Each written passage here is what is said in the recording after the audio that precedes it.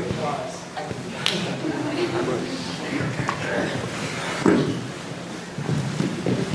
Ladies and gentlemen, before I begin, I would like to start by thanking all the parents, the guardians, the aunts, the uncles, brothers, sisters, grandmas, grandpas, mentors, mentees, and yes, even the oh-so-beloved probation officers for being here today. In celebration of the young men and the young women who have found the strength to push through hard times and become the change they never thought possible. In celebration of hard work, self-discipline, and great accomplishments. In celebration of a new beginning. Hello. For those of you who do not know me, my name is Hyatt, and I'm a cadet at the Idaho Youth Challenge Academy. It has been 5 months, 2 weeks, and 5 days since 117 corrupt teenagers like myself made one of the hardest decisions in our lives, the decision to make a change. A change we believe can only be accomplished within our wildest dreams. A change that would affect our lives forever.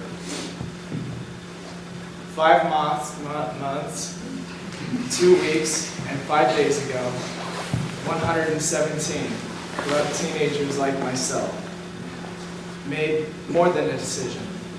They made a commitment to be better than they ever had, mentally, physically, and emotionally. 5 months, 2 weeks, and 5 days is what it has taken to become the young men and the young women who stand before you today. Honorable, mature, responsible, proud.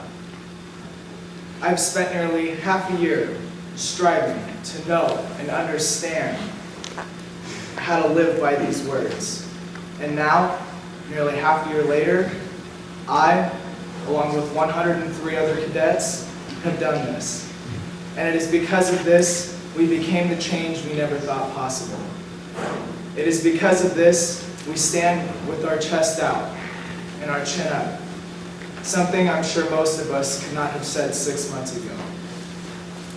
As a kid, I surrounded myself with other youth who continuously drug me down, who not only supported my negative behaviors, but promoted them. The drugs, the alcohol, the violence, they were all encouraged. And because of this, I fell into a hole that was too deep for me to dig out of. By the age of 12, I'd already been in and out of a juvenile detention center more times than I could count. By the age of 13, I was thrown into a foster care system where I was bounced from home to home, from juvie to juvie, from state to state. At the age 16, I had finally found a home, one with a parent who was supportive, caring, and a little crazy. But as crazy as she was, she did her best to give me a safe and comfortable environment, one which only had room for improvement, if I were willing to improve. And I wasn't. I continued down the same path, abusing my freedom by running from my problems, whether it was drugs, violence, alcohol, literally running from my problems. I did this in hopes of outrunning them, and hopes that my problems would tire before I did. Hoping that as each foot hit the terrain, no matter what it may be, grass, dirt, or pavement, I would leave them that much further behind. Hoping. A great man, one with great significance in my life, once told me, hope will only get a man so far. Words cannot express the truth hidden within this saying. For to touch the stars, you need more than hope. You need action. And if you were anything like me, action was not on your top 5 of your to-do list. So with that, we all needed something. Something that would require our lives to make an about-face and forward march in the opposite direction, the right direction. An event that would force us to think of something more than our own personal satisfaction. This event, this something, is change. As stated in Webster's dictionary, the definition of change is to make or become different, to alter. And it seems as though in the world today, the change is frowned upon because it's stupid, it's hard, it's scary. This belief that has been engraved into the minds of many youth today is wrong. And for those who choose to accept this belief are oblivious to a very important life lesson. This lesson being that change has made us all unique in the one way nothing else ever could or ever will. It has made us who we are today. So what was my change?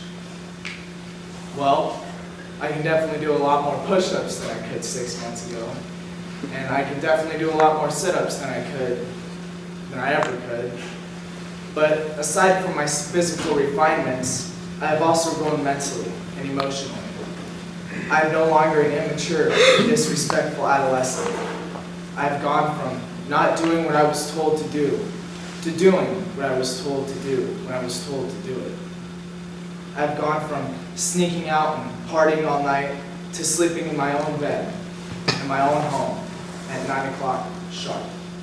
From being rude and inconsiderate to respecting everyone, from stranger to family. It is the experiences that I have encountered at the Idaho Youth Challenge Academy that have truly helped me to understand that every decision, every choice that I make affects and has an impact on someone other than myself. Waking up to tech sergeants' beautiful voices at 5 in the morning that everybody loves to hear, towing the line and preparing to make a latrine call were all choices that would benefit more people than myself, that benefit not having to do push-ups. The point being that every action not only has a reaction, it has a positive, a negative, an opposite, and an equal reaction. As I said earlier, to get results, you need more than hope. You need action. You need to learn to face your problems and deal with them head-on, one-on-one. You have to surround yourself with change and embrace it. Want it.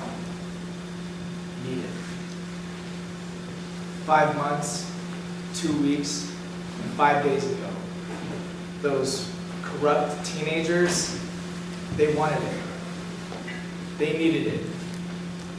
They embraced it. And it is because of this that they're no longer the corrupt teenagers that you knew before.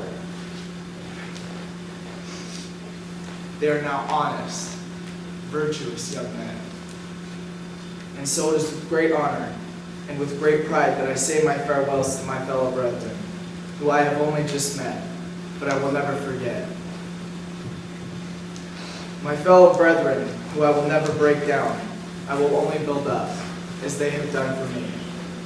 My final words to my mentor, Keith Baber, who motivated me, supported me, gave me a shoulder to catch my tears when they fell, and taught me how to talk like Christopher Watkins when people look like they needed a smile. My final words to my Master Sergeant Edwards, who inspired me to push through the hardest times and become the change I wanted to be, who helped me to achieve the best grades I've ever had in my life, and who gave me a swift kick in the butt when I needed it. My final words to my tech sergeants, Tech Sergeant Binder, Tech Sergeant Walton, Tech Sergeant Turcott, and last but surely not least, Tech Sergeant Jeremy, all of whom never let up, continuously made me a better man than the day before, who taught me the wisest of lessons so that maybe, just maybe, I wouldn't leave the academy any doomer than I was when I first got here. So with that, I leave you all with a quote from the quirkiest of authors. an author who we all know, some love, and others just find amusing, Mr. Dr. Seuss. Do not cry, because it is over. Smile, because it has happened. Thank you all for coming. Congratulations, Class 15-2. And I will pass this on to Cadet the Hoyas.